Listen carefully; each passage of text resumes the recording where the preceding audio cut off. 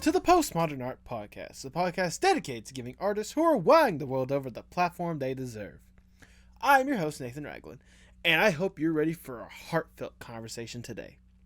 Today we have David DePasquale, a character designer who recently worked on Arlo the Alligator Boy and I Heart Arlo, the latter premiering tomorrow, August 27th on Netflix. I could honestly listen to David talk all day, considering the love and passion he exudes in this conversation, and I hope you enjoy it as well. Make sure you support him with the links in the description below. If you enjoyed the conversation and want to hear more like it, you should subscribe and check out the back catalog of outstanding artists and their love and passion for their art. You can also support the podcast by checking out the merch shop in the link below and rep the podcast through some stylish streetwear.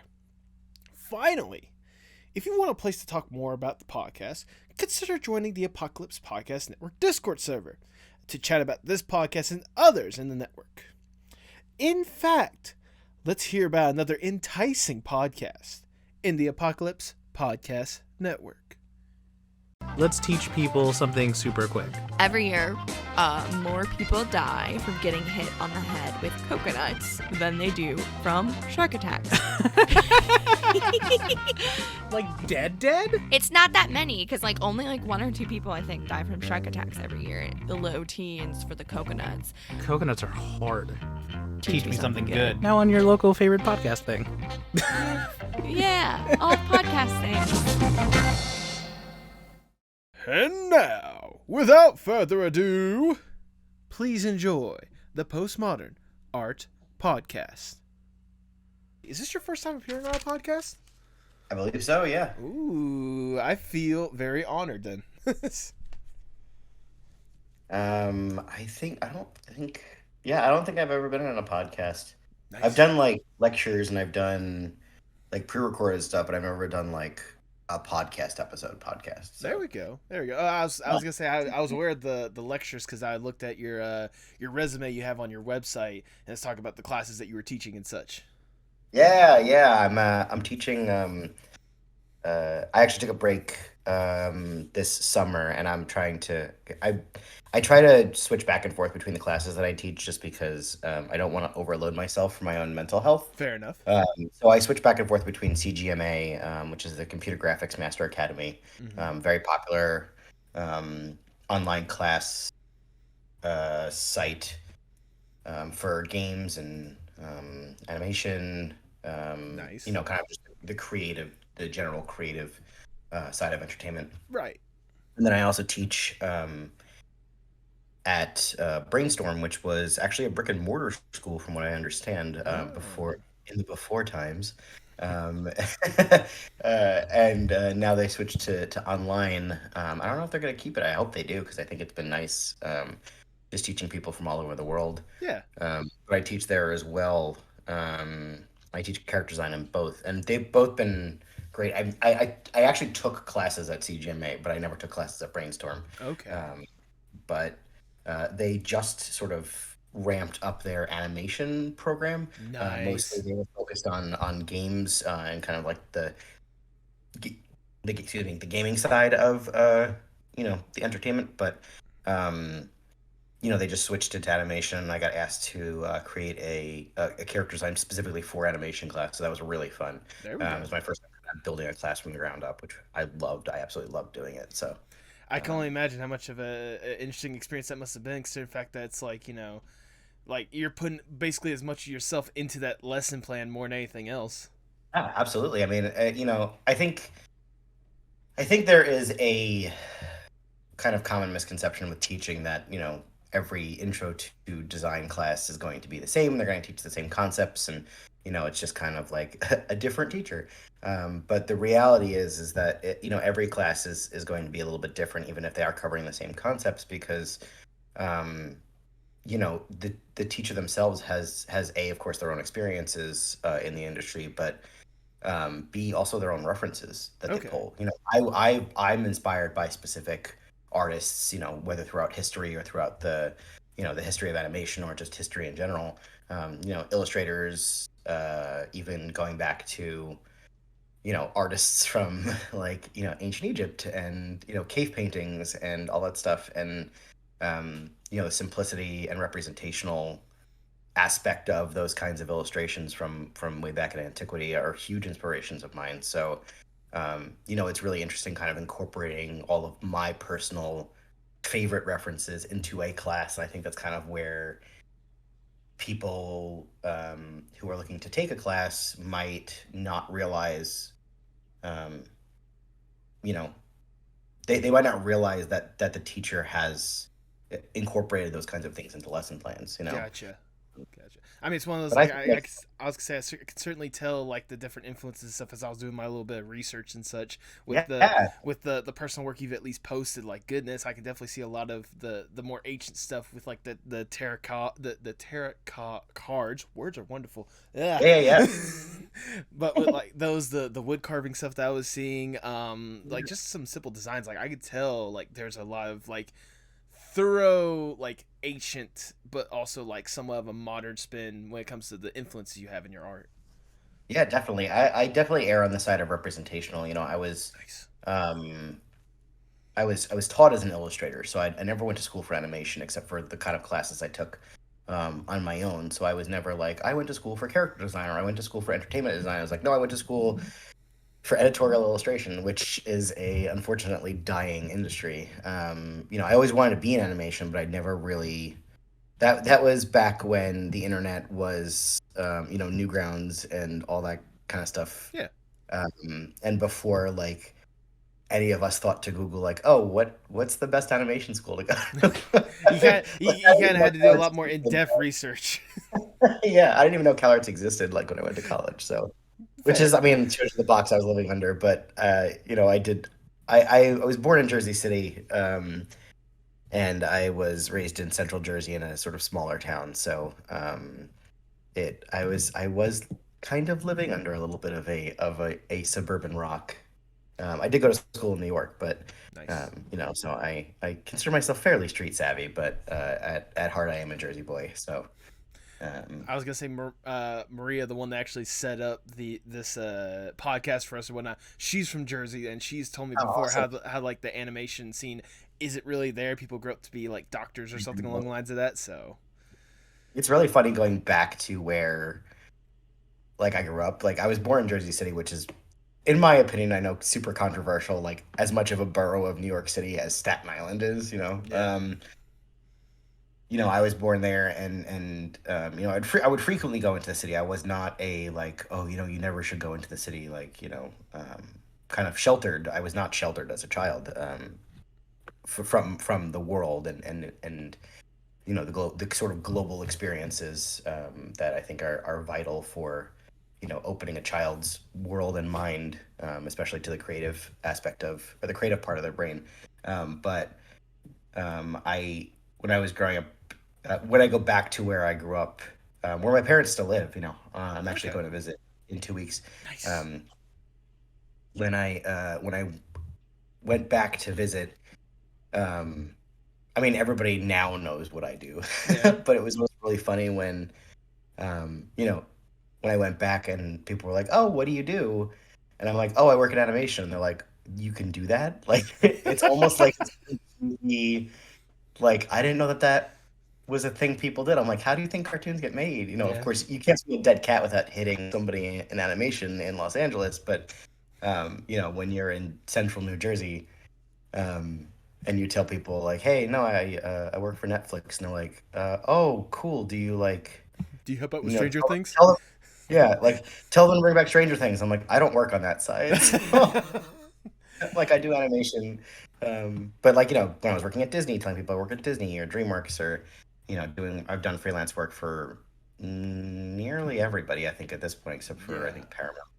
Um, but telling people, like, the studios I've worked for, and, like, seeing people just kind of baffled that that's a thing. And I'm like, I don't know, you sit your kids in front of the TV every day. Who do you think makes that stuff? Like, Yeah. No joke. Uh, it's like, it's like what we do is magic, which I think is really funny. oh no, absolutely. Like, especially I know talking to other people, Andy in particular, there's one I think of, like, telling me how whenever there would be like the Make-A-Wish kids that would come in and see like that animation stuff, like help kind of break down that stigma, but also like, you know, just kind of, I guess, reignite that magic that some of these kids have when it comes to animation as a whole. So yeah, absolutely. I really do think it is magic.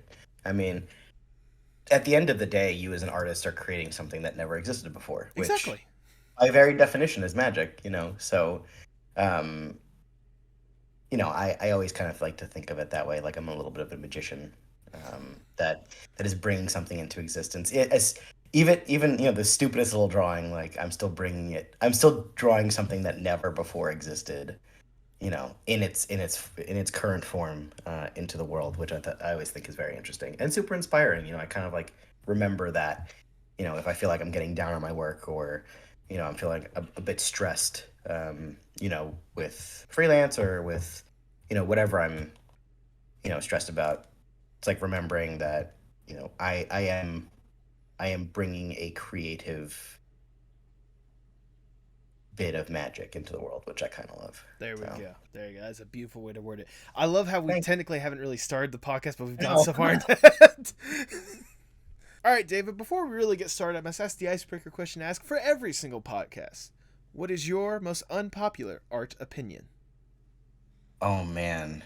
You know, I heard you ask Andy this question. I'm like, oh, I'm gonna try to have a really good answer for this. At least you came more prepared than some guests beforehand. So Yeah. Oh, geez, my most unpopular art opinion. Um, I guess that kind of depends on who it's unpopular with, because you have the people who are professionals, who they have certain, you know, opinions that I could be considered bucking against, but then you also have, you know, kind of the general public, yeah. the general public or the hobbyists or the fans who are just, I feel, as important. You know, Right. we do make content for somebody. We're not just making it for ourselves. Exactly. I mm, it's okay to do fan art. It's okay to do fan art. I Okay. feel like that's a bit of an unpopular opinion among professionals. We're kind of split on that, I guess. Okay. I feel like that's a cop out answer, but it's absolutely okay to do fan art, and I encourage you to do so, because we as artists, our best work is the stuff that's the most personal, and we tend to draw what we like. So if you like something, you know, don't be afraid to put it down on paper. You know, I've known plenty of artists who have gotten jobs just by doing fan art, which people be like, no, don't say that, don't force that. I'm like, it doesn't matter, you know, your skills will come through no matter what you draw. Exactly. You know, and I guess the other unpopular opinion that I have regarding art is, it's okay to recognize that your journey is hard. Because Okay. I think some people think that, um, you know, they hear from recruiters, they hear from other people like, oh, character design is so hard. Why don't you go into story? Or why don't you do backgrounds? Or why don't you do something else? Because character design is just really hard to get into. And it's like, yeah, but somebody's got to do that job. Yeah, So, true. you know, I think we, especially people who want to get into animation, I feel like there is a general desire to just jump into anything that could get you the job the fastest. And in reality, it's like, if you really want to do character design, that's what your heart is set on, then it's okay to recognize that that's going to be really hard to do. But at the same time, somebody has to do that. So don't let the advice of an industry professional, necessarily dictate how you begin your career. I mean, those are like both of those. I think kind of go hand in hand, in my opinion, because they're both like very strongly just getting down to the baseline of just do what you love at the end of the day. Like when it comes to fan art, I mean, like you said yourself, like artists try to be very with their personal work. That's when they showcase themselves, I guess, the most. Yeah, So totally. so if nothing else, like draw what you love, and then when it comes to like the path, like yeah, maybe the road less traveled on, but someone's got to travel down that road, and if you love it and are truly dedicated to it, why not go for it? Yeah, exactly. And I feel like there is, again, this push of being like, well, the industry needs more story artists. And it's like, yeah, but there are people who are studying that who will do that. Yeah. If you really want to be a character designer, don't let somebody discourage you from doing so. Just because it's not the easiest route, or it's not, or everybody wants to do it. I was not a character designer at some point in my life. Yeah. I had to work myself to get there. Was it hard? Yeah, it was really hard. But I also recognize the fact that it was hard, and you know, I like to consider myself fairly humble to a certain extent, but I also acknowledge the fact that I worked my ass off to do Yeah. it. And it's okay to struggle, and it's okay to, you know, perhaps push your own set timeline for yourself, a little bit if it means that you're working to do what you really want to do. There we go. There we go. Nevertheless, doing fan art and don't be dismayed by industry professionals saying that it's hard to get into certain Yeah, fields. because industry professionals say you don't have to do fan art too. So basically, don't listen to industry professionals. Are those hills that you're still willing to They die on? say listen to industry professionals. Yeah, yeah. With a grain of salt, because everybody's journey is different. There we go. If somebody comes to me for advice, will I give it? Yeah. Do I expect them to listen to it to the letter? No, of course not. My experience is different than somebody else's experience. Even if we grew up in the same kind of economic, from the same economic background, or from the same kind of, social structure, like their journey is still different. Yeah. So my advice might not be applicable. I think it's up to the individual to decide, whether or not this is what they really want to be doing. There we go. That's ultimately what should be at the end of the day. Just let the individual just explore what they want, more or less. Like if they want to do it, Yeah. go for it. Yeah, the most successful work is the most personal. There we go. But with that, those are hills that you're still willing to die on. Oh yeah, absolutely. All right. I will fan art. I will die on that hill until I am. I will die on that hill. Do fan art. It's fine. There we go. There we go. By the way, I forgot to say this before I did rolling. I'm gonna edit this little bit out. In the intro, I'm gonna say, so this episode is coming out August 26th, which, if you keep in mind with certain dates or whatnot, the following day should be I Heart Arlo's release or whatnot. Someone mentioned that Nice. it's gonna be released tomorrow. Don't be dismayed by that. I didn't want to throw you off with that. Yeah. Great. There you go. With that, I can't think of a better way to start the Postmodern Art Podcast. Welcome, everyone. I'm your host, Nathan Ragland. Feel free to subscribe or follow whatever streaming platform you prefer. I'm a part of the Apocalypse Podcast Network. Go to apocalypsepodcastnetwork.com for more about this podcast and other outstanding ones in the network. And follow us on Twitter and Instagram at PostmodArtPod for future updates and guest announcements, including today's guest. He is a well-traveled character designer who's worked on a plethora of outstanding shows, from the 7D, Invincible, Animaniacs, and Sesame Street, to being the lead character designer for Netflix's Arlo, the Alligator Boy, and the upcoming series I Heart Arlo, set to release tomorrow, August 27th. Welcome to the podcast, David DePasquale! Thank you so much. Thank you for that introduction. I tried to give you the appreciation you deserve for all the stuff that you've certainly had your hands in. Oh no, I mean, I do. At the end of the day, I love what I do. So I'm just glad people are watching the things that I've worked on. There you go. Yeah, man, tomorrow. I can't believe it releases tomorrow. That was like, right? I know it was my most kind of recent project that I can talk about, because I've been on a couple things that I cannot since then. But man, that was such like I think that was probably the most fun I ever had on a crew.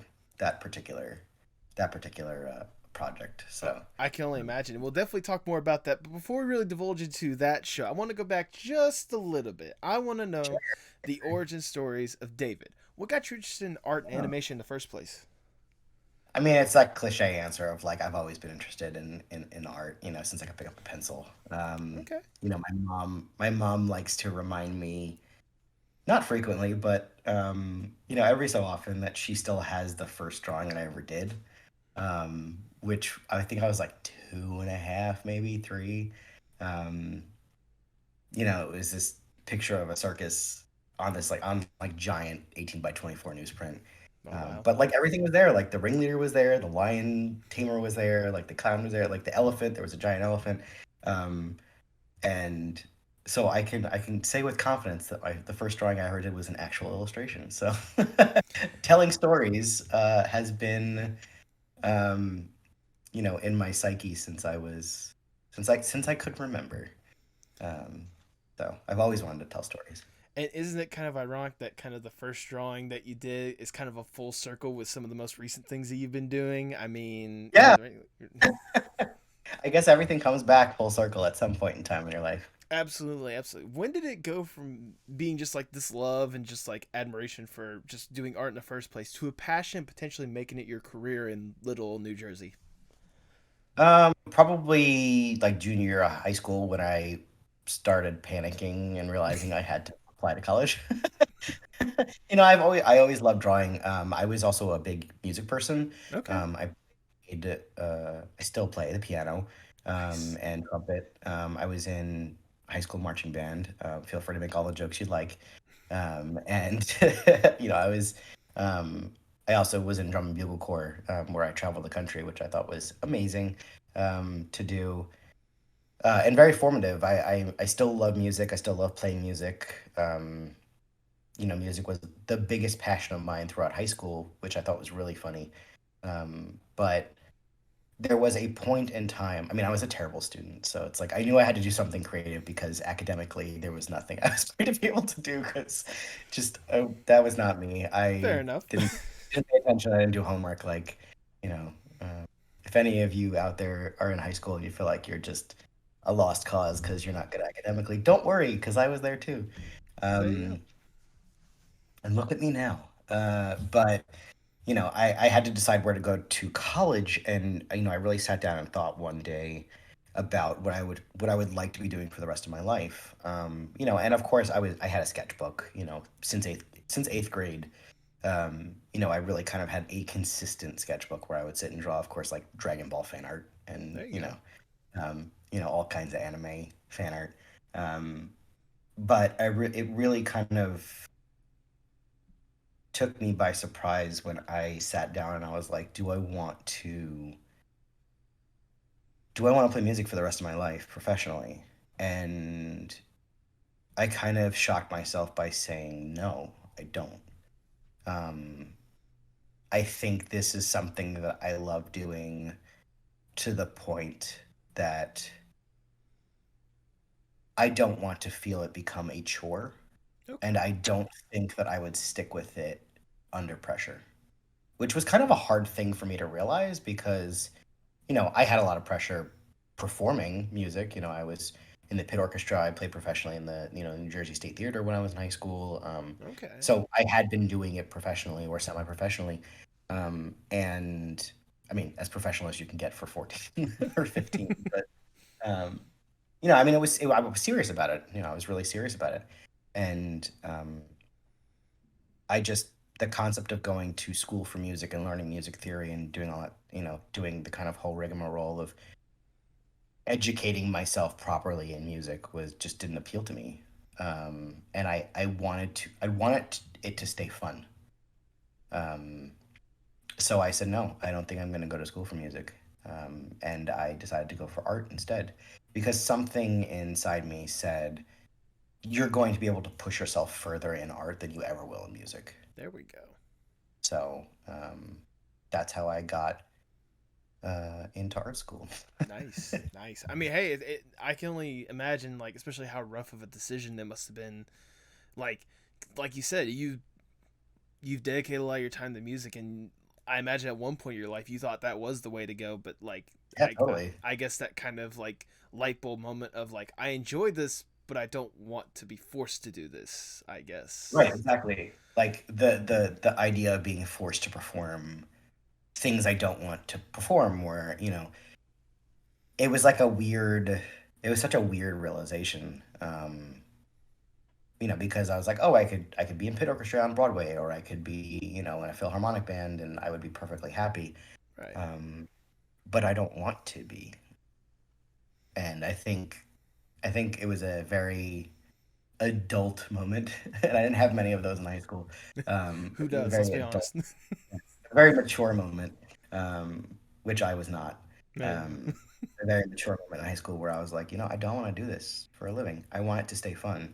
And I feel like I could push myself further doing art than I ever could doing music.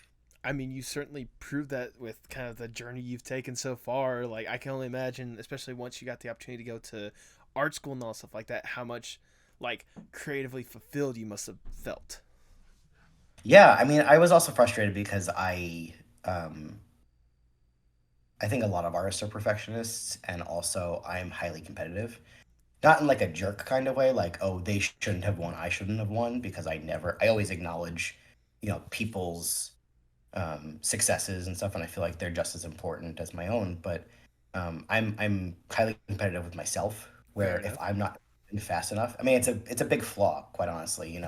It sounds like, oh, you're just so dedicated. And it's like, no, that's a flaw of mine, where I'm so highly competitive with myself. If I'm not improving, then I get, depressed, or I get agitated or frustrated. So, it really didn't start becoming serious until after college, Okay. because I studied abroad in Florence. I studied art history in Florence for um, a month just after I graduated college, and I really didn't have any kind of direction in college, just because I didn't really want to do editorial illustration. It didn't really spark any kind of interest in me. I wanted to tell different kinds of stories.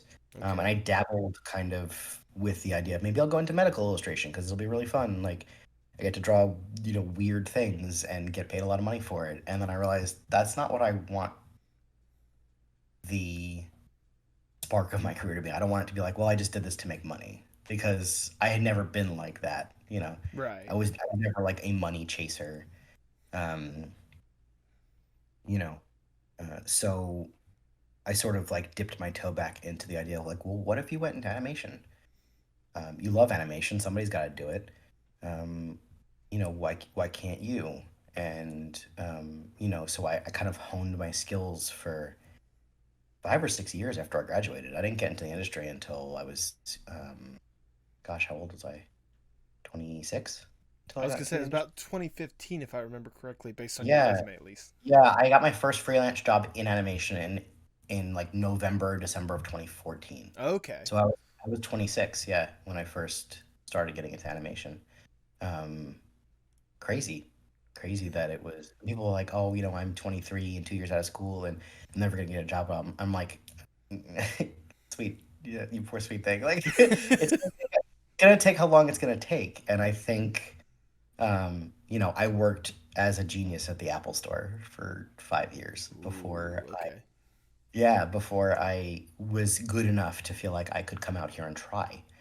Um, you know, uh, but I just remember every single day working um, behind that bar and helping people with problems, and it really helped my people skills. Like, I got a lot of social um, clarity and social education from working retail. I think everybody should work retail for at least a year in their life. I feel like the world would be a nicer place. Yeah. Um, but the 5 years I was there, I just remember walking into work every day and just so vividly saying to myself, I shouldn't be doing this. Right. I know what I should be doing, and that's making a career out of art. I should be drawing right now. I should be making something right now. Right.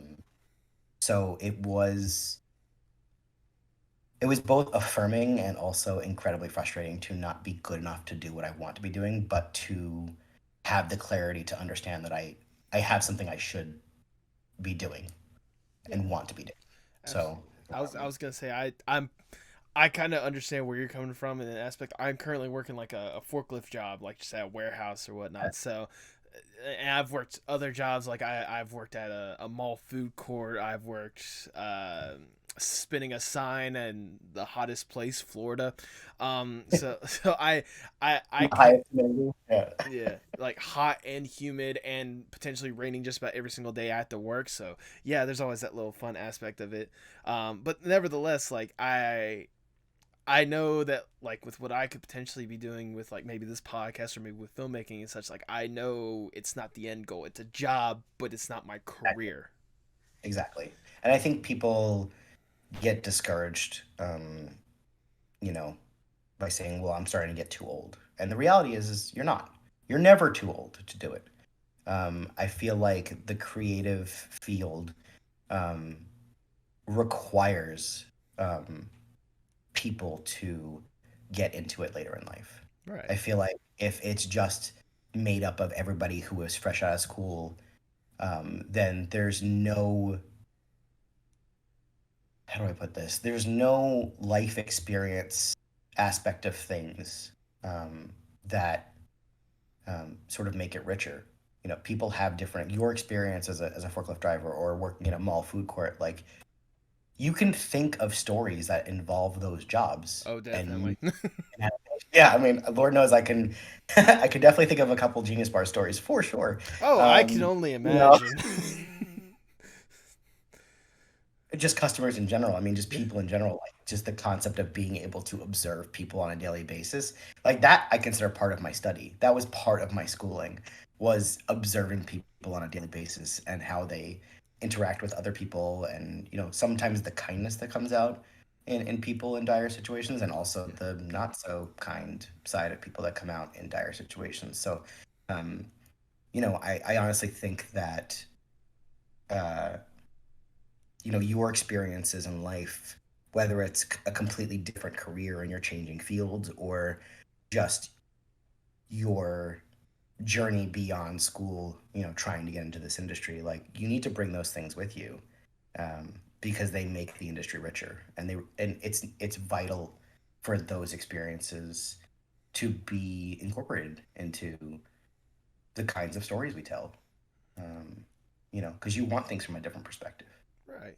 Right. I mean, you I certainly. think I was gonna say you certainly bring a lot of that perspective in some of the opportunities that you eventually had after you gotten out of after you gotten your foot in the industry, starting off with Disney of all places with the 7D. It's like talk about like stepping up to the big leagues. Like that's something. I mean, I am. Thank you. I am highly competitive with myself, so I mean, good. um, you know, I always shoot for the majors. I was a prop designer at Disney TV, and I think being a prop designer taught me how to be a better character designer because it taught me how to be specific. Yeah. Like who's, you know, when I was working on the 70, it's like, you know, whose pencil is this? It's Doc's pencil.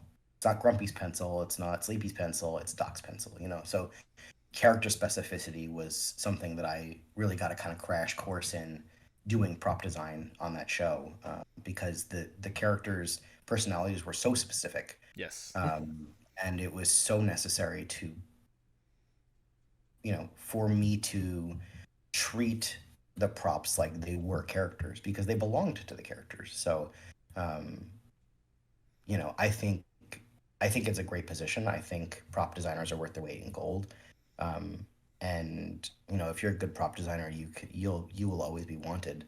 Yeah. Um, you know, and it taught me a lot about character design. So, starting off kind of like on that level, really taught me how to be a better designer, and then also how to work in the confines of a studio system. You know, because I had done freelance for a company called 6 Point Harness, Okay.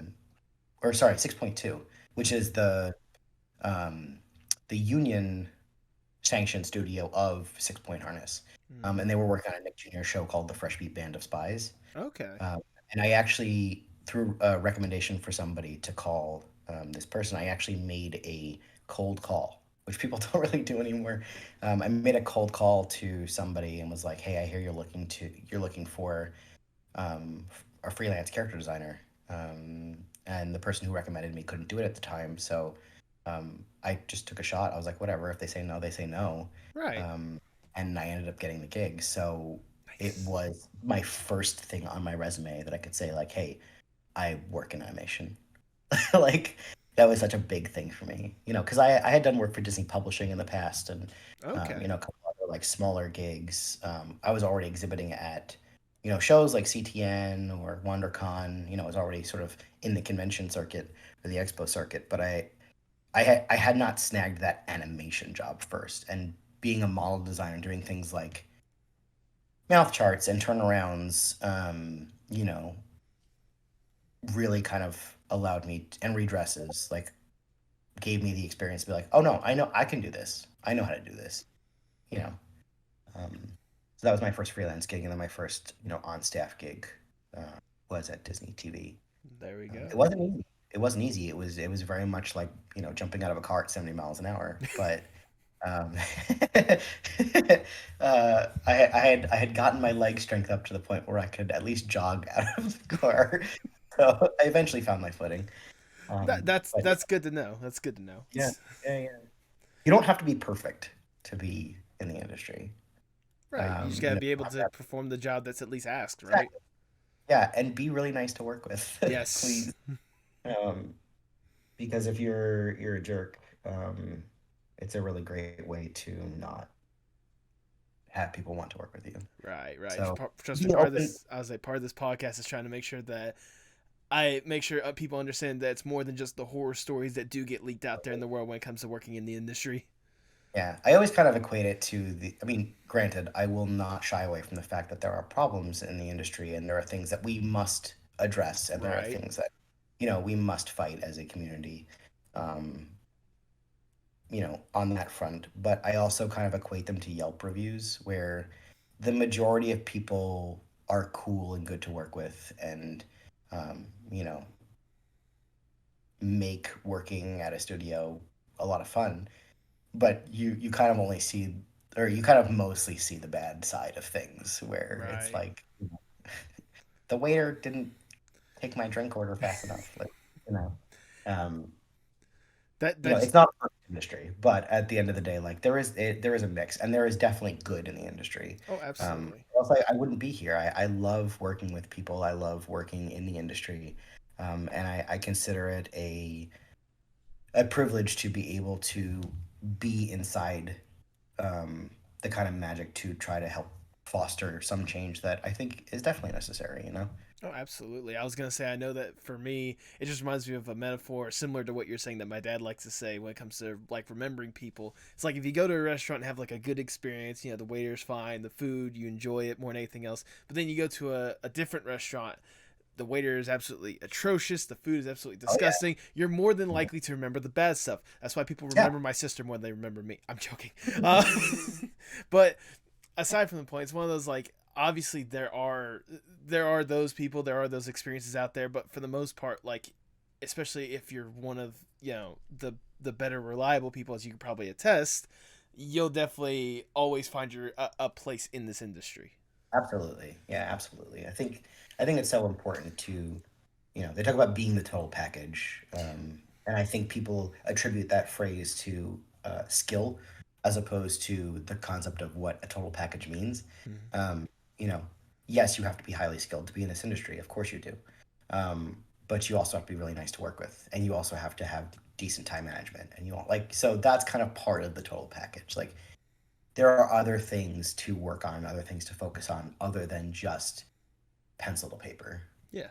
You know, I think we as an industry are, thank goodness, starting to push out the people who are not so nice to work with. We're starting to tolerate, what they in the industry called brilliant assholes. We're starting to tolerate those people less. There you go. Um, and I think that is uh, a very good thing. A very, It should be a very good thing because the less brilliant assholes there are out there, the better. Um, yeah, there are plenty of brilliant people who aren't assholes. yeah, So there we go. There we just go. the confidence that comes with being an asshole, that end up getting people in positions where, perhaps it would have been better suited to somebody who was a little bit nicer. Yeah. But I think sometimes arrogance is mistaken for confidence, and I Yeah. think we're sort of slowly starting to realize that that's not the case. There we go. There we go. Going back to your like animation journey a little bit, because again, like I said, you're very well traveled and all this kind of stuff. You know, with all these different experiences we talked about, having your first experience being a prop designer for 17, how that's kind of benefited your character design. I forgot to ask this sooner. What exactly is it about character design that like intrigued you and wants you to pursue that more than anything else? I think the concept of, I think when I was a kid, it was that, I want to be a 2D Disney animator. Like that was the thing of being an animator. You know, uh, and I think the idea of acting with something, I liked the idea of acting, Mm. um, and I like the idea of portraying a character, but I am not the person that wants to go on stage. So to be able to tell stories through different um, points of view and through different um, for people, for lack of a better word, through different characters, I think was um, something I really really enjoyed doing. So I was always drawn like when I was doing fan art in high school. It was I was always drawing the characters. I was Okay. always drawing. Or I was always drawing, Spike from Cowboy Bebop, or I was always drawing, Nice. any number of characters that I like. Or copying the when I was copying the VHS boxes, of the Oh. Disney movies when I was a kid. Like I would never copy the background. I always copied the characters because those were the most interesting to me. Yeah. Um, so I think the concept of telling stories through the characters was the most um, what's the word? I guess What's intriguing yeah. to me. It was the most enticing to me because I don't consider myself an actor, um, but I do design characters that can act, for sure. Um, I think as an actor, you have a certain range that you can play, but as a character designer, you know, you can design an entire cast to act through.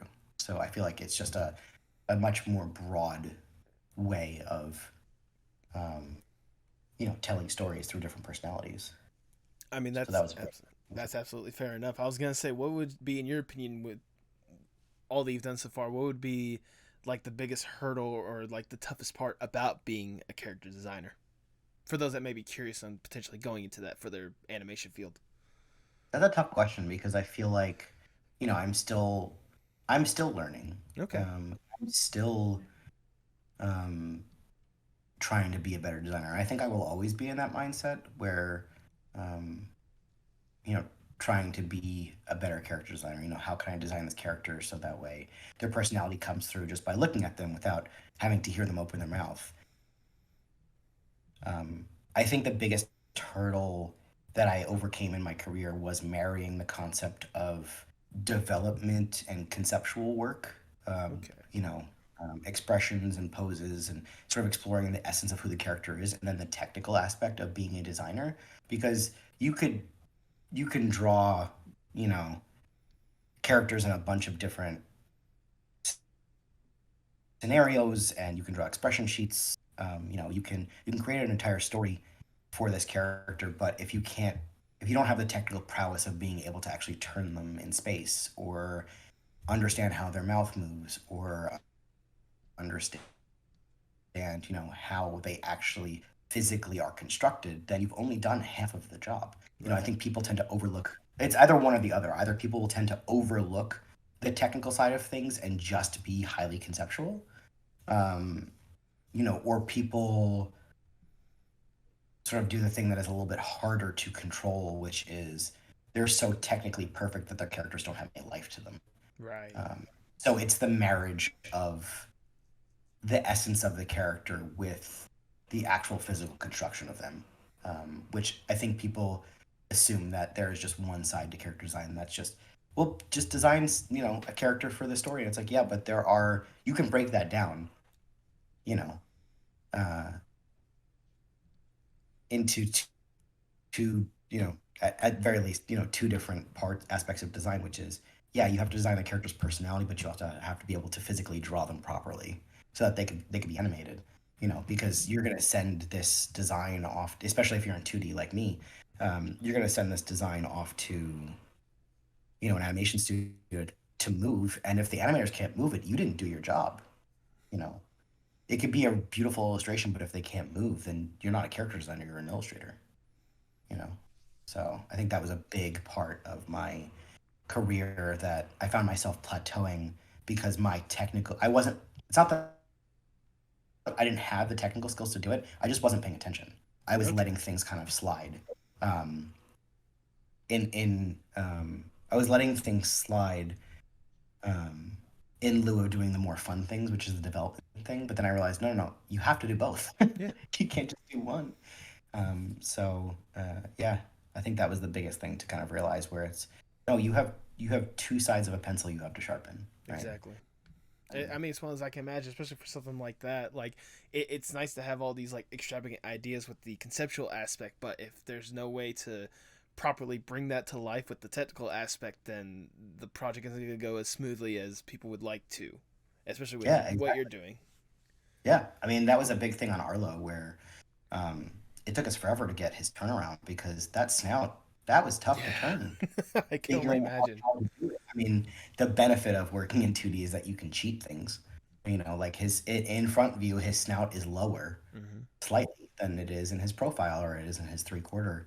Um, but we also had to do a 7/8 because he wasn't always going to be in 3/4. It would have looked weird. So, um, you know, doing a 12-point turn on a character is not easy, No. but it had to be done for him, and he was the hardest character to do it for in that show, um, in that film. Yeah. Um, so it really kind of like reminded me, oh, yeah, no, you still have to pay attention to those kinds of things. You can't just, um, you can't just be all willy nilly and be like, well, it's like this, it's fine. It's like no, no, the animators are gonna get really confused, and it's not gonna look, it's not gonna have the continuity you want it to if you don't know how to properly cheat a turn, or if you don't know how, a character will look, from the front. Front views are always the hardest because if they're off, they're really off. Yeah. And characters, they just fall apart from the front. So, I was gonna um, say I could think of how many times people like to emphasize the weird front view of certain characters that are only seen one way or another.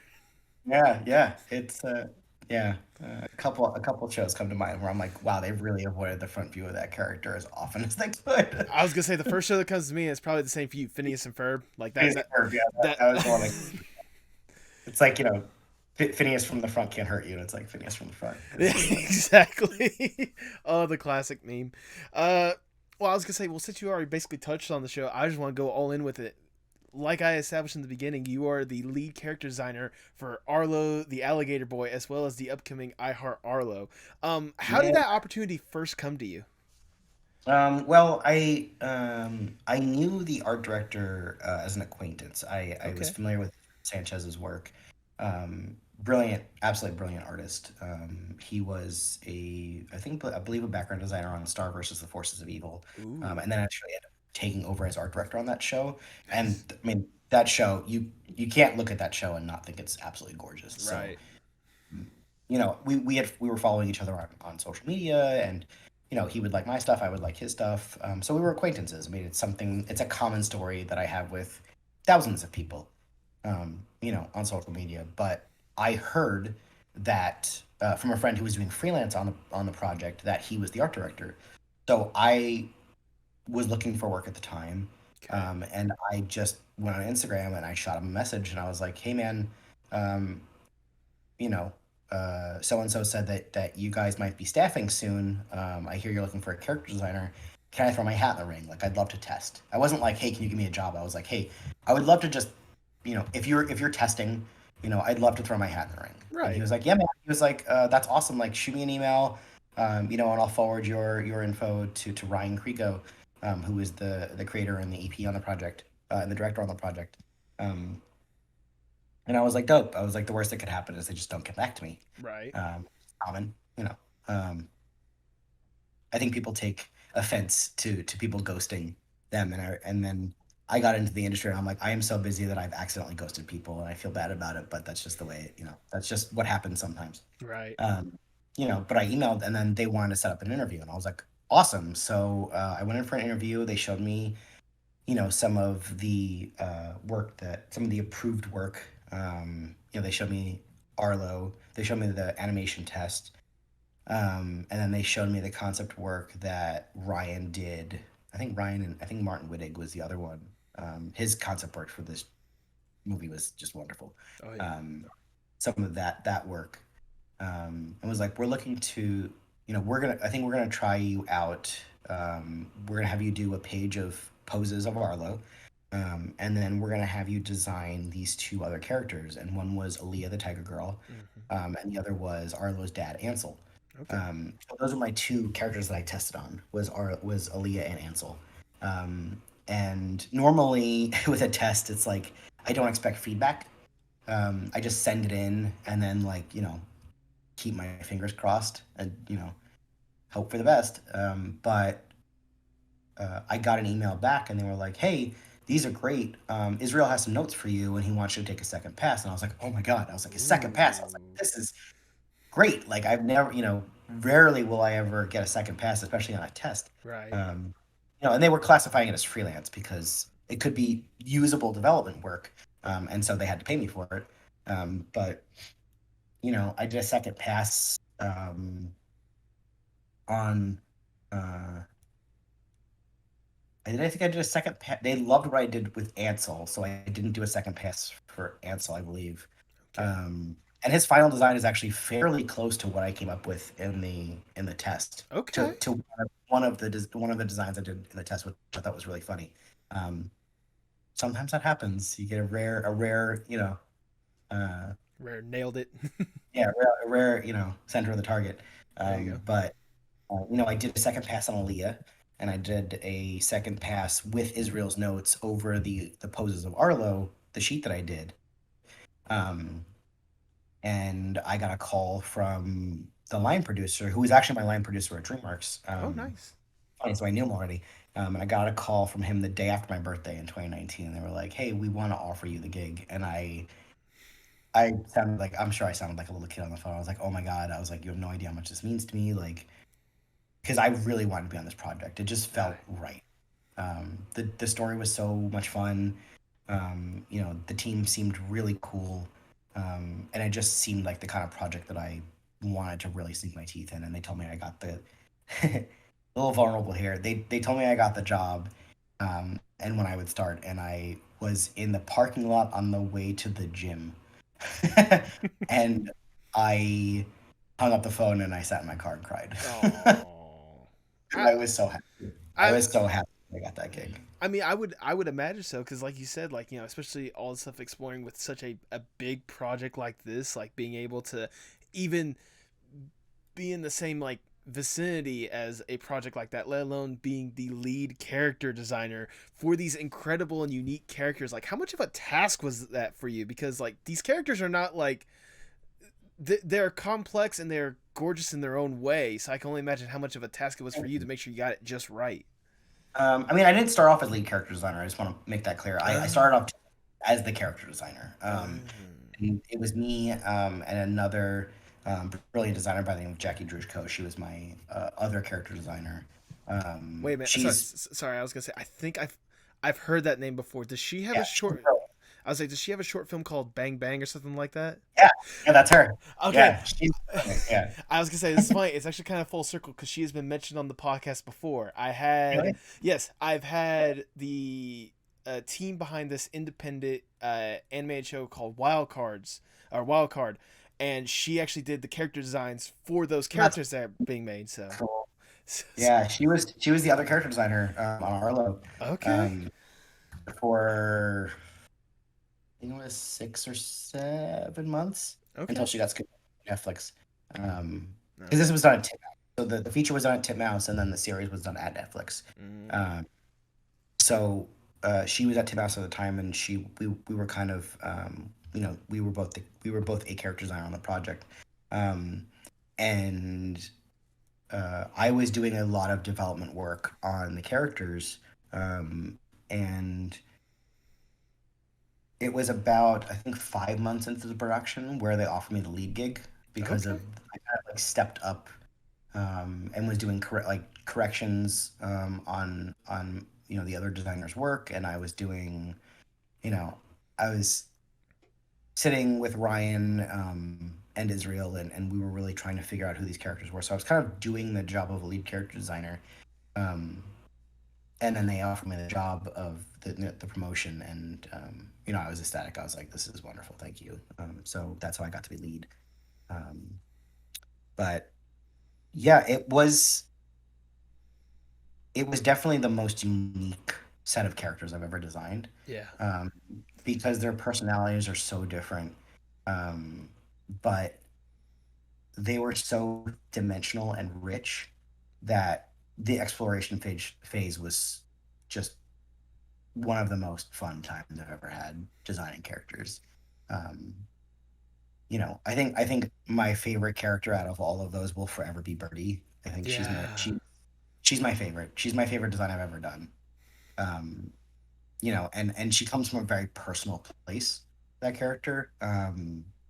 We were very adamant about who we wanted Birdie to be. Ryan was very clear that she was a big girl, but she was a strong girl, and she was still sensitive, and she was still feminine, but she wasn't afraid to get her hands dirty. But she was very protective. Like, she's such a multifaceted character. Right. I did the most exploration on her, I think, because I just had so much fun with her. Um, and I think I pulled a lot of my own personal references from her. She was very heavily inspired, of course, by who Mary Lambert, who voiced her.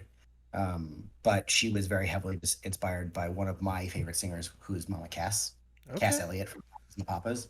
Very heavily inspired by her. People like Holly Mangold, who is a USA weightlifter, Olympic weightlifter. Dot Marie Jones, who people might know as Coach Beast from Glee. Mary herself, of course. But I kind of approached her as, what if Mama Cass was a power lifter? Yeah, there you go. That's how Birdie was born. But those are two very specific references to me. I love lifting. I'm a big lifter. I love the powerlifting circuit, Olympic weightlifting. Like, that's a big hobby of mine, and I love Mama Cass. Like, she's I think she's had one of the most beautiful voices to have ever existed. So she was a very personal reference of mine. So I think that's why I love her so much, is that she came from such a personal place. Right. And to see the response of her specifically has Yeah. been just amazing. I know in particular, I think you were the one that actually retweeted this, but like someone had straight up just said that this was their cartoon twin when they Yeah, had that. yeah, I can only imagine how like I don't want to say satisfied, but how great it was for you to just see like people instantly connect, or people connecting with that character. yes, absolutely. I think that was like, whenever I see that happen, specifically with Birdie, it makes my heart really happy, because I think it's important for people to be able to see themselves on screen, Yeah. and not just in the background. Birdie is such a vital part of that story. That story couldn't exist without Birdie. Right. So seeing her be the hero, seeing her be, such an important part of Arlo's life, and the kind of personality she has, and her likes and her hobbies, and I think she is such a dimensional character that watching people connect with her is just wonderful. Absolutely. It's one of the most satisfying things about this job, is seeing people see themselves in your work. That's flattering. Like, that is the highest compliment somebody can give you. Because I imagine for you, like, especially working with the character design aspect, like you said yourself, like, you put a lot of references and a lot of stuff that was personal to you into Birdie, and that was probably the case with just about any one of these characters. Like, these characters are as much of a part of you as anyone else on that production, and to see people like instantly connecting with that, I like, it must be like an eye-opening experience for you at times. It is, and I think I want to. I want to not reiterate, but I want to stress how much character design is a communal effort. Like, just because I was a lead character designer doesn't mean that I take credit for all of those characters. Right. I did design the final versions of all those characters. Rough and Stucky were designed by a good friend of mine named Justin Rodriguez. He also had a big hand in designing Arlo. But there were a bunch of people who worked on that production, either in freelance development or on the production, that had a big hand in why these characters look the way that they do. Right.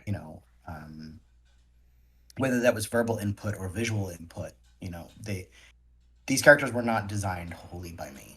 They existed before I did, and they will continue to exist after I'm gone. Yeah. So, it was a very big group effort. Arlo was basically 95% of the way there by the time I got there. So, Right. I only take credit for how he looks from the front, and that's just me figuring out how that nose works. Yeah. I put my own personal stylistic spin on things, sure, because that's what you do as a designer. That's the kind of, Ryan was so wonderful to work with because he was so collaborative, and he encouraged, putting yourself in there. He, of course, had the things that he was looking for, and he had, his notes and, his vision, but I was able to sort of stylistically put myself in there too. Right. So, Birdie, I kind of did from, I don't know, there was a bunch of development work for her, but nobody could kind of really nail that design. Okay. So I'd say she was, I don't know, 30% of the way there, 33% of the way there. So there was always development work. There's usually always going to be development work that has been done before you even get there. Right. And that's important to use as a jumping off point, because there are some things that really work about some of those development drawings. So using them as kind of a springboard, I'm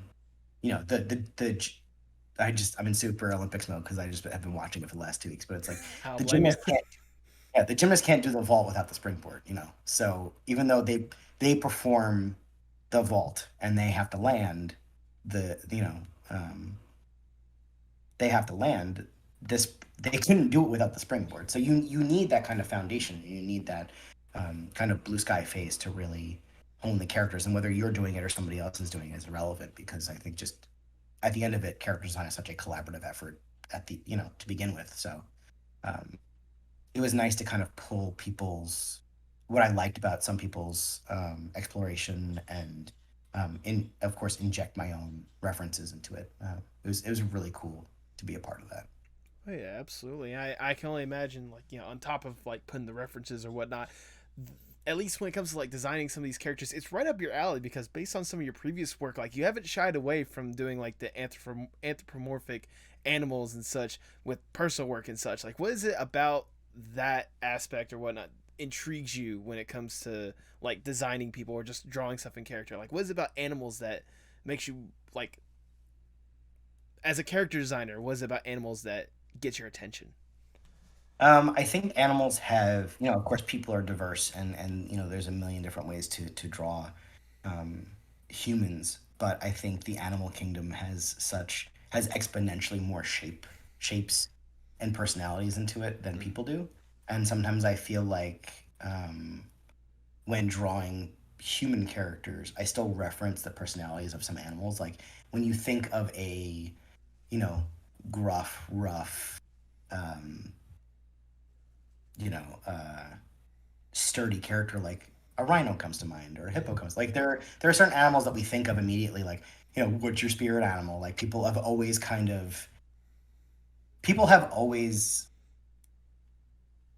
sort of related their personalities to animals from the beginning anyway. I mean, anthropomorphic, um, or human animal hybrids have existed for since the dawn of man. I mean, that's where the entire Egyptian pantheon comes from. I mean, it's Yeah. all just Set or Anubis, or Wepawet, or any of the Sobek, like any of the Egyptian gods.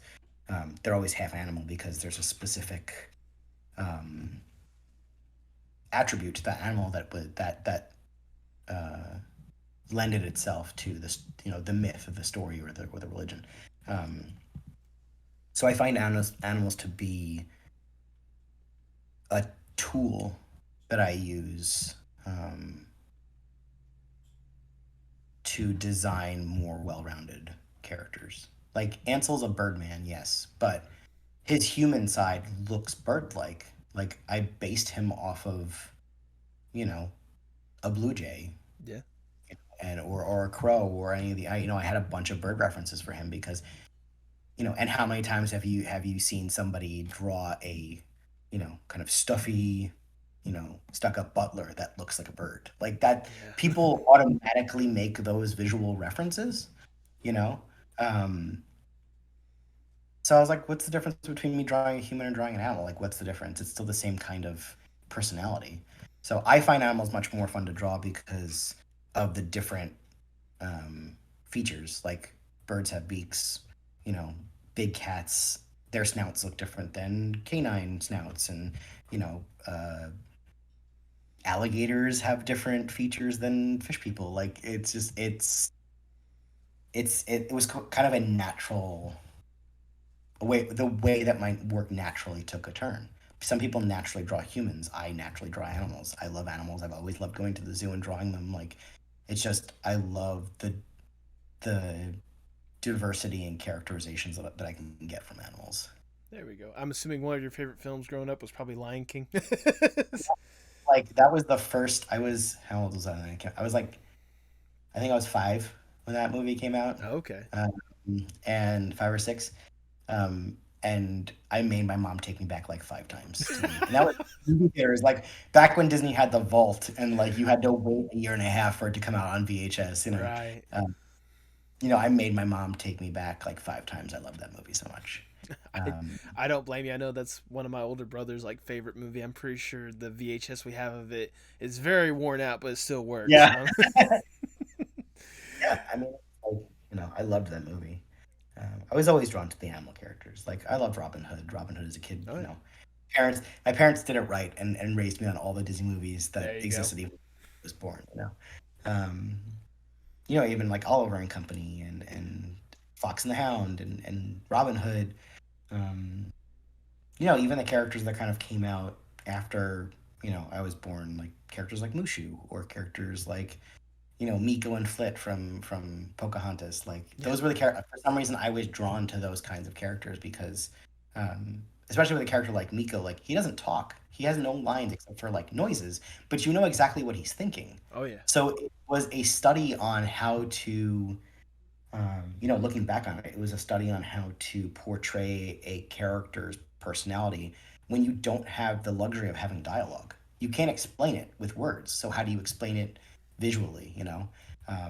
That's a big part of being a character designer, is being able to portray who a character is before they even have lines on a page. Right, right. And I imagine that's probably also shown well with, like I said, the most recent project that should be coming out, I Heart Arlo. I was gonna ask Mhm. a second ago, but has the process working on that show, was it different than working on the feature film, or was it fairly the same? Considering the fact that it's all related with the original movie.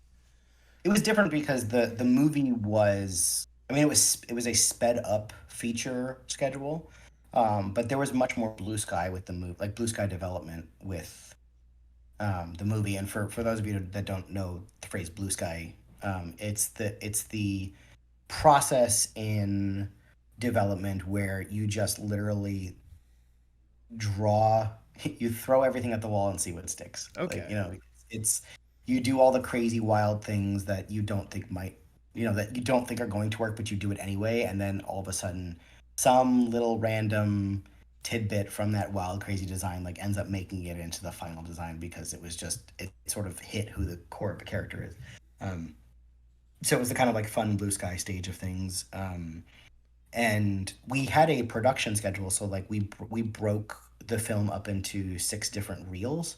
Okay. And we would have a specific amount of time to do the assets that we needed for those reels. So like, for example, we had to design all the main characters before production started because you can't do anything without the main characters, right?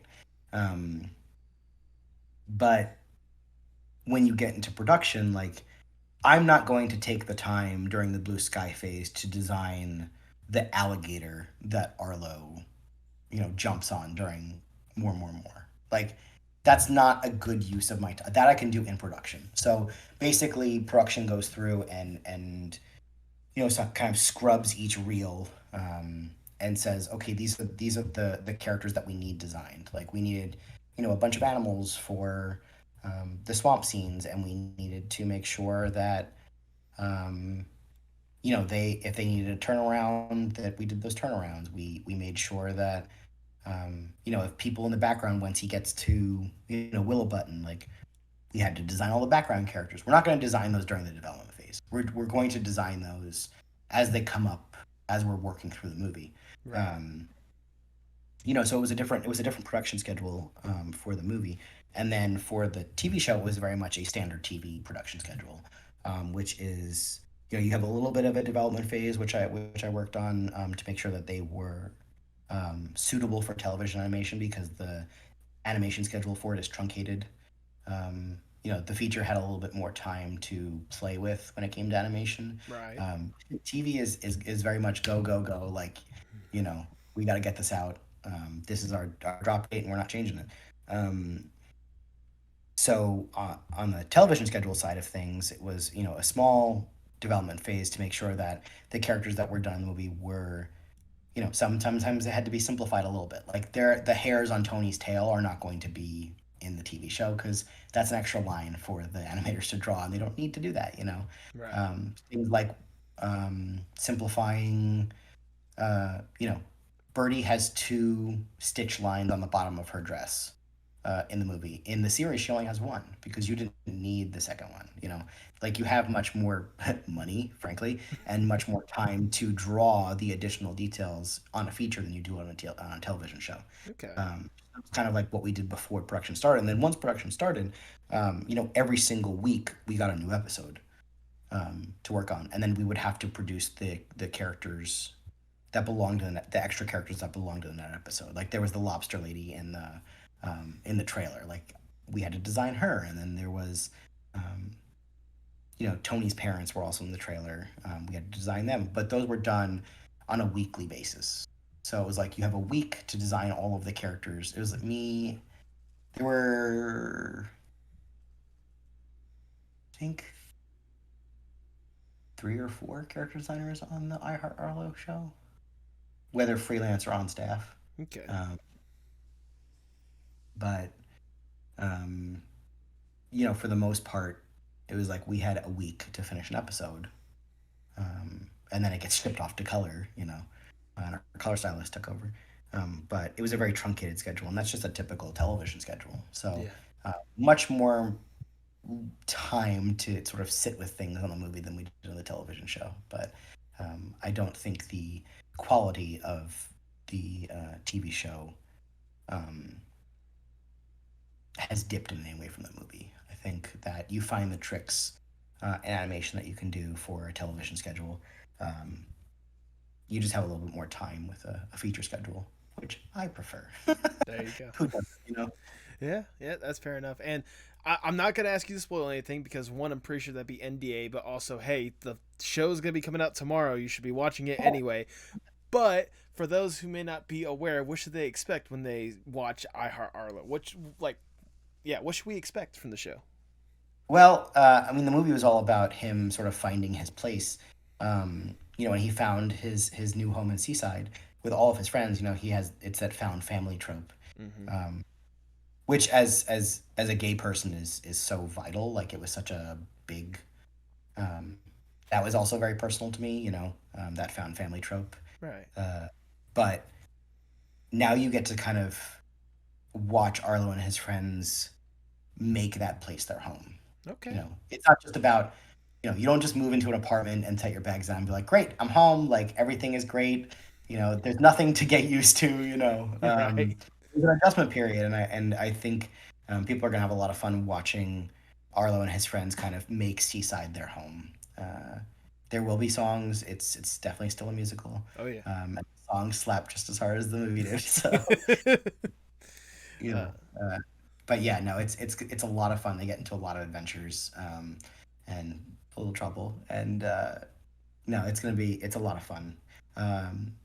It's it's a continuation of the vibe that you get from the movie, but it's also a little bit of a new it's a new challenge thrown at the characters. So they're going to have new ways of dealing with new challenges. So Right. it's gonna be fun. And hopefully it'll start with that pizza place finally getting that taken care of. Yeah. Well, as the trailer said, it needs the most work. Yeah, it needs the most work. I did want to focus on this for just a second because you did kind of point it out, but it's one of those with the found family trope. You said that as a gay person, it relates to you a lot in that certain circumstance. Was that another reason why you wanted to join on this project, or like having that kind of experience, did it sort of motivate you? Like, I feel like I should help out with telling that story. I don't think it was a yes, yeah. You know what? I'm gonna say yeah. Um, I I think that the found family trope is a common trope, but not an old trope. Right. So, and what I mean by that is it's not worn out. I think you can do that found family trope in a million different ways, and I think it's still important to tell because even though I do have very loving and accepting parents, I'm very lucky in that sense where I'm very supported by my excuse me, I'm very supported by my family. There might be a kid out there that does not have that experience. Right. And I think the biggest, I mean, obviously I didn't know this when I got hired, but I think the most important scene in that movie was when at the end Ansel invites Arlo, who is his biological child, to come live with him, and Arlo says no. He lives with the people who he found along the way. He lives with the people who I'm sure Ansel loves him. I know Ansel loves him, but these people love him too. These characters love him too, and he found his place with them. And he doesn't reject his father outright. He Ansel's a very big part of the series. He is a big part of Arlo's life. Arlo loves him. Arlo recognizes him as his father. But the importance for a gay person to say, I have people who I go do things with and I share things with, and I connect with, and that's different than the relationship I have with my parent, I think was incredibly important because, I think it was a shock for Ansel to invite Arlo to live with him, and Arlo's like, no, I'm good. Yeah. I have my people, I have my place, and it's with them. So I mean, it was I think that's it was progressive. definitely a very touching story, and like you said, for experience for it's an experience that I guess it's humbling to see in sort of a visual form like that. Yeah, totally. And it's comforting too. Yeah, comforting. That's the Um, word I was looking for. My bad. it's very comforting. And I hope some gay kid who might be unsure of themselves, some gay kid in high school watches that movie and says, "Oh no, there's more out there." If my parents aren't necessarily supportive, or if they won't recognize who I am, there are people out there that will and will celebrate it, which I think is very important. Exactly.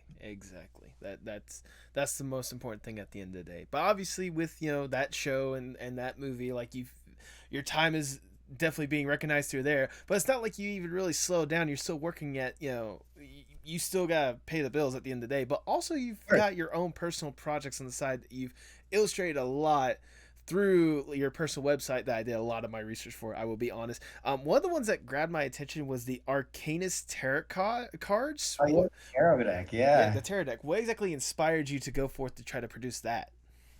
Well, I collected them in high school, so Okay. I collected tarot decks. You know, I was never any good at reading them. I didn't really know how to. I actually, full disclosure, I didn't know how to read tarot when I was designing the deck. Oh wow. So I was flying blind. Did a lot of research, but I had always wanted to design one just because of the sheer scale of the amount of work, like the amount of designs that you could do. It was so interpretive. So it really, again, was supposed to come from a personal place. There's so many tarot decks that are different. They're not all just based on the Rider Waite, which is kind of the standard deck. It's the vanilla ice cream of tarot decks. It's like everybody knows vanilla. Everybody has had a vanilla ice cream cone. Like nobody hates vanilla. Right. Like nobody can be like, I don't like vanilla ice cream. Like very few people are going to say that. And that deck was so important for research too. But if you branch out and you look at tarot decks in general, there's a lot of independent decks that are coming out now. There are a lot of highly interpretive, sometimes minimalist. They range from highly minimalist to highly illustrative. So it really is all dependent on the creator. And I was participating in Inktober that year. This was 2016. Oh, okay, this is a while back. I should have asked this sooner. My bad. No, I mean, I still get inquiries about it, and I still consider it a very formative time in my career. Right. Doing that deck, it taught me a lot about shape language, and simplicity, because I couldn't be complicated with that deck because of the style that I established for myself. Right. So I was in a timeshare in Orlando, Florida, with my godson, and his dad and his mom, who are like family to me. They're some of my best friends, and their daughter. So they went on a family vacation. They asked me to come, and we were all in a timeshare with my friend's mom, and I still wanted to participate in Inktober, so I brought just kind of like a minimal amount of supplies. I brought a pack of watercolor paper, a Kuretake pen, which I still love to draw with. It's a brush pen that has the most amazing line quality. Nice. And one Copic marker. Okay. It was a red marker. And I was like, okay, I'll just do some minimal things. And I was participating in Inktober that year, and I think I had just watched The Witch, which was the Wouldst Thou Like to Live Deliciously, like the Black Phillip movie that everybody likes to reference. Oh, yeah. A horror movie. And I was like, whatever, I'll just I'll draw the devil, like fun, like goat devil. It was what I could kind of think of, and I was like, oh, I have a red marker, like cool, like let's draw it. And I kept my shape simple because my traditional work tends to be simpler than my digital work because I can't use all the tricks that I use in my digital work. So Right. it forces me to work on my pure skill as opposed to what I can hide with filters. I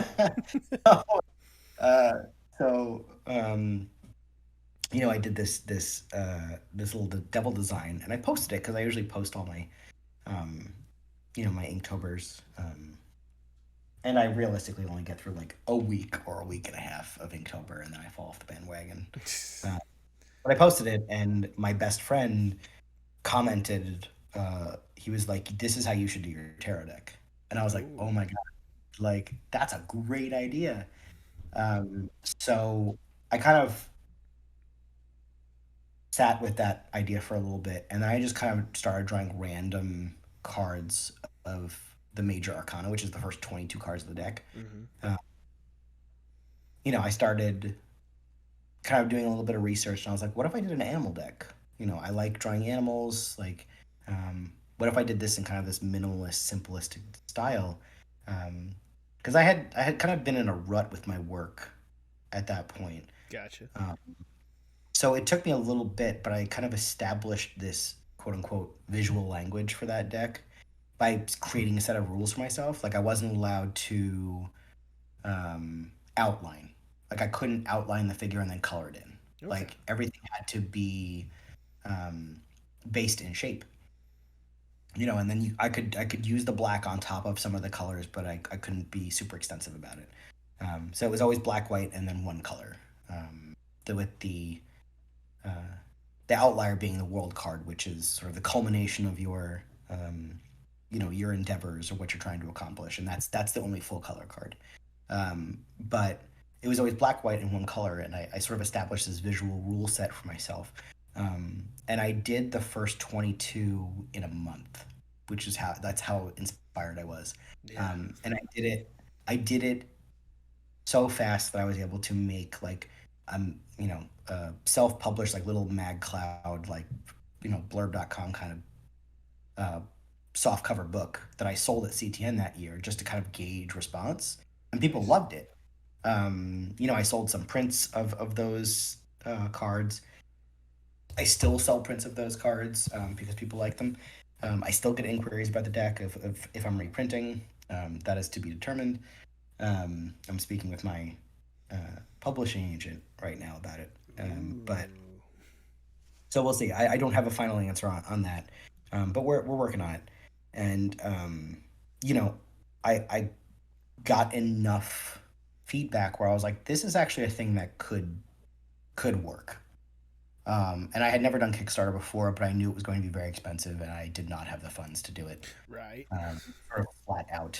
So I did a Kickstarter, and I did it for the deck and a companion book. And I would do it a little bit differently now, but this is my first foray into this kind of thing, and I worked out the costs, and I did a Kickstarter, and I made what I needed to make. The Kickstarter was successful, so I was able to produce the book and the deck, and I sold it until I ran out. Until I ran out of decks, people loved it.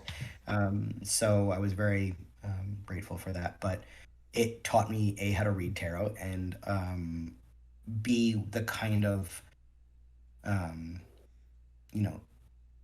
what's the word?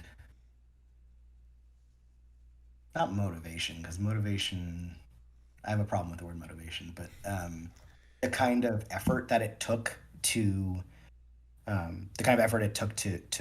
produce a project of that magnitude, because it was 78 cards. It was not small, and then I had to design the box it came with, and I'm not a packaging designer by any stretch of the imagination. So I look back at the box and I'm like, you could do better. But I was really proud of myself. And my sister helped me with the book because she's an excellent writer. It was a successful project by all, by any means you want to talk about it. And I was very excited to do it. And I still get inquiries about the deck. Yeah. I unfortunately don't have any more decks to sell. No. Hopefully I will in the future. Hopefully I will. I'd like to do a reprinting of that deck, just because I loved doing it so much. It was a really great deck. Like and there are things I learned, and I will change, but the core essence of the deck will not change. Right. I still love that project that I did. I mean, I don't blame you. I was seeing kind of the designs that you had up, and like, by God, I can only imagine like the time and effort that went into that, but like it turned out absolutely wonderful, and I can see some of the inspirations that you talked about at the very beginning, with all the different the Egyptian or like the Aztec influence onto those like tarot decks and such. And I can imagine with that. And also another thing I noticed on your site, and you correct me about this, are you into wood carving as well? I dabble. I'm not like I wouldn't consider myself a wood carver. It's just I don't consider myself anything. I kind of I'm kind of one of those people that I'll try anything once. Okay. I will experiment with anything once. I don't pigeonhole myself into using anything specific. Right. I've never done wood carving, and I'm like, I really want to do that. I'll just do it. And if it doesn't work out or I hate it, okay, well, I did it once. I realized I didn't like it or I loved it. And that will kind of inform my decision going forward. I love doing wood stuff. Mm-hmm. I just haven't had the time lately to do it. Fair enough. I do love it. Like that Spider-Man that I did on my page, that was done for my friend's birthday. And that was carved from a solid piece of wood. Like that was purely sanded and carved by, and that was a lot of work, but I had fun doing it. It's just, I need time to do that. And I'm working on so much freelance stuff right now that I just don't have time to devote to it at the moment, but I would like to get back into it because I want to start using things like a Dremel and things to kind of get little details, because I love sculpting. I absolutely love it, and I don't do it enough. So it's just, to me, wood is just another medium of sculpture, just like clay or anything like that.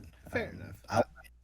I'll try to use anything once. There we go. Well, I was gonna say, with dabbling in all these different kind of art forms, with your own personal artwork that you do on your spare time, as well as, like I said, the tarot cards that you've done in the past. I just have to know, with all this personal art that you've done, how has that affected and maybe bettered your art for the professional sense, like with the freelance and all these different gigs that you're getting? It's funny. They kind of actually inform each other. Really? Because Yeah, I mean, I think the thing that people sort of misinterpret is that you as an artist have a style, and that is unchangeable and unshakable, and you know it the work that you do to match style in production is completely different than the work that you do personally, and I've found that they inform each other quite more often than I would initially have anticipated. If I'm working on a production and I'm working in a particular style, I might like the way that noses are drawn, and I might start incorporating them into my personal work. Okay. The way eyes are done, or the way certain shapes interact with each other. Like that might inform my personal work, and vice versa. I might take my shape heavy design sense and impart it into development work that I'm doing, you know, for whatever studio I'm doing it for. So they tend to cohabitate more often than we think. Right. And I enjoy doing my personal work just as much as I um, enjoy doing the studio work. And I feel like I don't treat my studio work as if it was a job. Um, but at the same time, um, it's not my project. So as much as I put myself into it at the end of the day, it's not wholly mine. So being able to go home and do something that is wholly mine um, is just as important to me, um, because it keeps me creatively fulfilled. If I'm just doing and it's definitely different for everybody. I know people that are like, I'm just good with doing um, the work that I do at my job, and then I don't want to do art when I get home. I want to play music, or I want to go bike riding, or I want to you know I want to go dance. I want to go do something. I have a hobby that my personal time is devoted to, but part of my hobby has always been drawing. Right. So even though I do have other hobbies, drawing is still included in the rotation for sure. Absolutely. I can only imagine, especially with all the incredible stuff that you've either had a hand in or produced yourself. I mean, seriously, like I cannot get enough of the art that Oh, you've made as a whole. thank you. Thank Um, you. well, speaking of the art that you've done, I want to go more or less into the dream scenario, if I may. Let's say Mm. I am Big Shot Mr. Moneybags. I come to you and I'm like, look, David, we've seen just about everything you've done. We absolutely cannot get enough of it. We have access to everyone and anyone in the industry, and we have more money than there should be in the world. Seriously, we should probably give it to like homeless people or something like that. Um, if given the opportunity, what would be the dream David project? Geez, that's really hard. Um, I don't know if I could just pick one. Okay. Jeez, that's a really good question. Um, I have two books in mind that I would love to see done in animation. Okay. One has been done in animation, but I want to see a modern version of it, and that's the Phantom Tollbooth, Okay. which was one of my favorite books as a kid, by Norton Juster. Great, great story. The visual, very doll-like, as in rolled doll, very, very doll-like. It's very fantastical. Just a great kids book. Um, and I think if I was like, "Ooh, well, you have to make an adult animation," I think I would try to do an animated version of Dante's Inferno. Oh, That was okay. such a formative book for me in high school. Like it got me into philosophy. Okay. Um, I love philosophy. I'm a big fan of the philosophical kind of side of uh, life. Big Alan Watts fan, big Carl Jung fan. But it got me into philosophy, There you go. and that was my favorite teacher in high school. I had an English teacher who was amazing, who still is amazing. She still teaches there, and one social studies teacher who passed away, unfortunately, a couple years after I was in high school, who had me read that book. He had the whole class read that book, but it really kind of like unearthed this desire for knowledge in me that didn't exist in school at all for me. So it was Okay. like it was a thing that I could kind of hyper focus on and really sink my teeth into. And again, Dante in what, 13 or 1400s uses such vivid imagery in Yeah. that book. But I've seen people do it in a bunch of different ways. Like there was, I think in the 90s or early 2000s, there was a version of the Inferno, the Purgatorio, and the Paradiso um, that was done. I think it was um, like in an urban decay kind of style. Like with it was done in New York, but Okay. like a version of New York. Um, a hell, a purgatory, and a heaven. Um, and it kind of made me realize, like, oh, you don't have to just stick to the text. Like, you can put this anywhere you want. Right. So I would love if you asked me if I could do anything, I had unlimited access to money, talent, whatever, I would do Dante's Inferno. I think. There we go. There we go. That'd be something interesting to see. Cause like you said, there have been interpretations of that in the past, but like I can only imagine, especially with like I said, seeing some of the stuff that you've had a hand in, and seeing some of the artwork that you have out there, kind of the influence you can kind of have on that. I can imagine, like especially for you, with such like ancient influence that you've had with some of your art before, like how much of a You're right. visual representation it'd be. Yeah, I mean, I pull from so many different types of folk art, and either ancient art or just other cultural influences, like the Bayou Tapestry was like a huge thing. Like it's all representational, um, Mayan art, Aztec art, um, of course, ancient Egypt, all that stuff, Polynesian, um, and Inuit art are also two big, huge shape influences. Um, but yeah, I mean, I think Dante's Inferno would be so. And I feel like that's such a weird answer coming from me because people think of my work as kind of cute. But that's where my influence from. And people have heard me say this before, but my biggest, if you were going to talk about my biggest like artistic influence, like not cultural influence, but biggest artistic influence, um, the illustrator that has influenced me the most is probably Richard Scarry. Okay. Um, Busy Town and all those wonderful golden books I had as a kid. Richard Scarry is my biggest influence. Um, but I like to remind people that in Richard Scarry's Busy Town, every animal has a job, but the butcher's a pig and he sells bacon. So, Yeah. so It's always an that interesting little reminder, if bit, nothing else. yeah, it's just his humor, and there's that little bit of like, wait a minute, hold up, like there's something happening here that I like to kind of impart in my work. Like even my kind of cuter work, I like to have a little bit of a darker Yeah. twinge to it. It's like there's a Um, laughter to it, but it's like a slightly sinister laugh, you know? yeah, yeah. I think you could have fun with that kind of stuff. Yeah, absolutely. Well, we talked about the dream scenario, but let's get back down to reality for a little bit, and I'll ask the ever so generic question: where do you hope to see yourself, say, 5 to 10 years from now? I think that's a really difficult question for me to answer because I could say a number of different studios, I could say a number of different projects that I hope to be working on, but Right. at the end of the day, I hope to just be a better artist. There you go.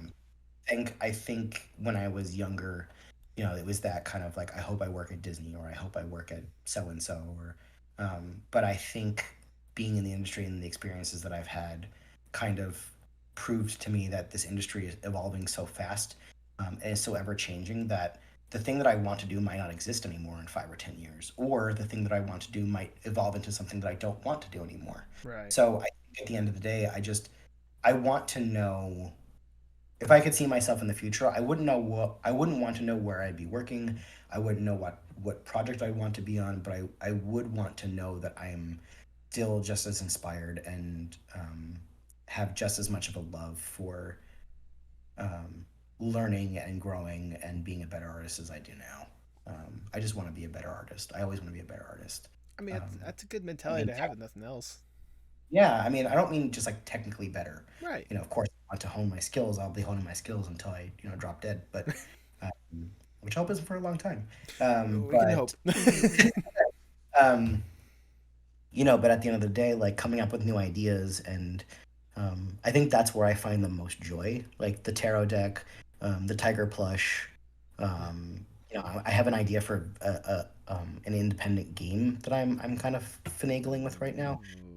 Yeah, I mean, like I said, I just dip my toes into whatever I possibly can. Like, if it exists and I have some, you know, atom of my soul that wants to try it, I'm gonna try it. There you go. So I just want to be able to be that inspired for the rest of my life, There you go. whether it's 5 years or 50 years, like to just love creating art just as much as I do now.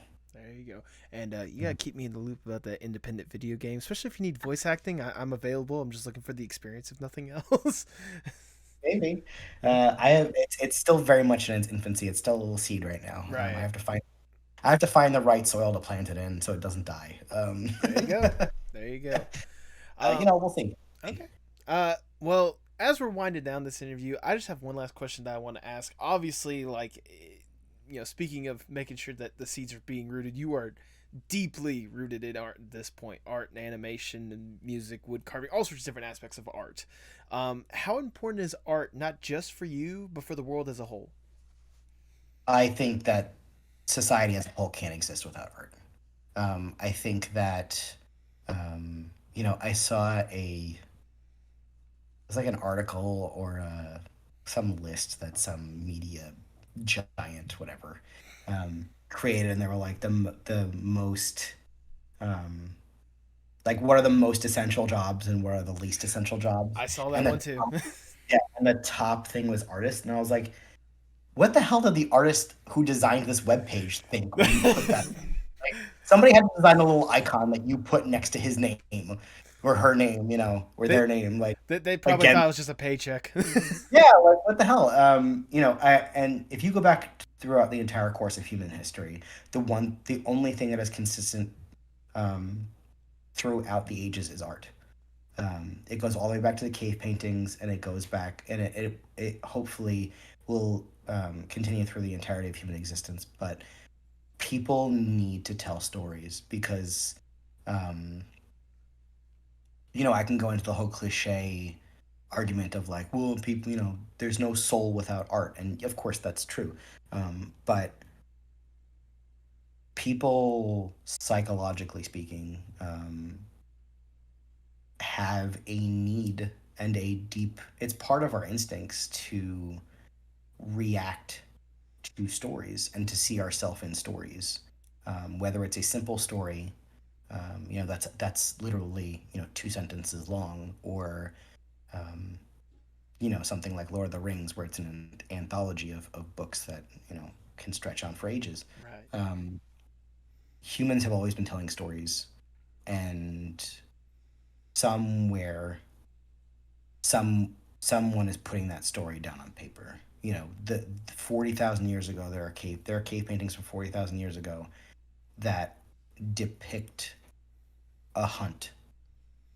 You know, and like I have the image on my computer. It's like it just depicts a bunch of hunters with a dog type um, of some kind, or an animal hunting another animal, and that's a story. That is not only just a representation of what happened that day, perhaps, but we can say, oh, well, they hunted buffalo back then.